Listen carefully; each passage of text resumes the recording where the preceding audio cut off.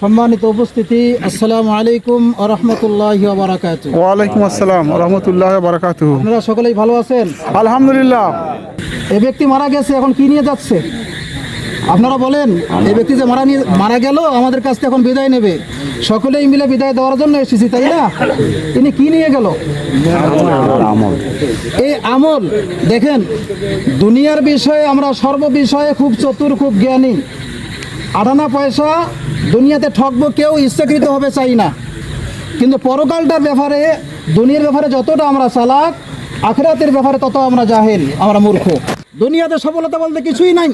আপনি কোনটাকে সফলতা মনে করবেন? এই যে কিছুদিন আগে আপনারা টের পাইছেন যে তারা ক্ষমতা আসীন হয়েছিল, মনে করেছিল আমরা ক্ষমতাবান, আমরা তো স্থায়ী হয়ে গেলাম। আছে কি? না। আছে? কেউ থাকতে পারবে? কেউ থাকতে পারবে না। সফলতা কোথায়? আল্লাহ বললেন, ফামাং যুহজিয়া আনিন নার। কিয়ামতের দিন যেদিন আপনার সন্তান আপনার কাছ থেকে আলাদা হবে, আপনার মা আপনার কাছ থেকে পলায়ন করবে, আপনার সন্তান আপনার কাছ থেকে আলাদা হয়ে যাবে, সেই দিন যদি আল্লাহ আপনার দিকে মুখ চেয়ে বলে, ফামাং যুহজিয়া আনিন নার, ওগো আমার বান্দা, আমার প্রিয়, আমার কাছে আসো, তুমি সুসংবাদ গ্রহণ করো। ফামাং যুহজিয়া আনিন নার। যে চিন্তায় মানুষ আজকে পেরেশান, যে চিন্তায় মানুষ আজকে কাতর, আমি তোমাকে আশ্বাস দিচ্ছি, আমি তোমাকে আশার বাণী শোনাচ্ছি, তুমি কোনো চিন্তা করে না, তোমাকে আমি নাজাতের ব্যবস্থা করে দিলাম। সুবহানাল্লাহ। শুধু তাই নয়, ওয়া উদখিলাল জান্নাতা ফাকাদ ফাজ। তুমি আরো একটা সুসংবাদ গ্রহণ করো বান্দা, তোমার জন্য আমি জান্নাতুল ফেরদৌস বরাদ্দ করে দিয়েছি। সুবহানাল্লাহ। এই ব্যক্তি ছাড়া আর কেউ সফল কাম নয়। দুনিয়া থেকে চলে যাবেন, এই ব্যক্তি চলে গেল, যাবার বেলা যদি দুটা জিনিস তার সাথে থাকে, একটা হলো ঈমান ও আমল, তার মর্যাদা আল্লাহর কাছে আছে।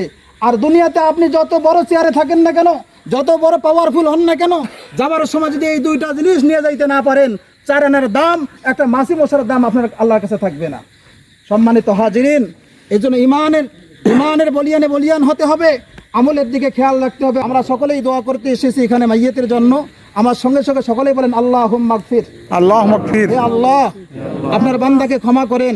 আল্লাহ আপনার বান্দাকে ক্ষমা করেন, তার প্রতি দয়া করেন, তার প্রতি দয়া করেন। ওয়াসি কবরাহু, তার কবরের হিসাবকে সহজ করেন।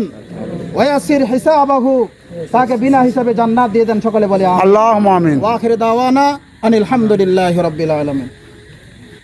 আসসালামু আলাইকুম। আমার বাবা দীর্ঘদিন এখানে মানুষের সঙ্গে দোকানের পরে, মসজিদের পরে উঠোন বসন করছিল। কারোর সাথে যদি কোনো ভুল ভ্রান্তি করে থাকে, আল্লাহর রাস্তায় তাকে নিজ গুণে ক্ষমা করে দেন। আলহামদুলিল্লাহ।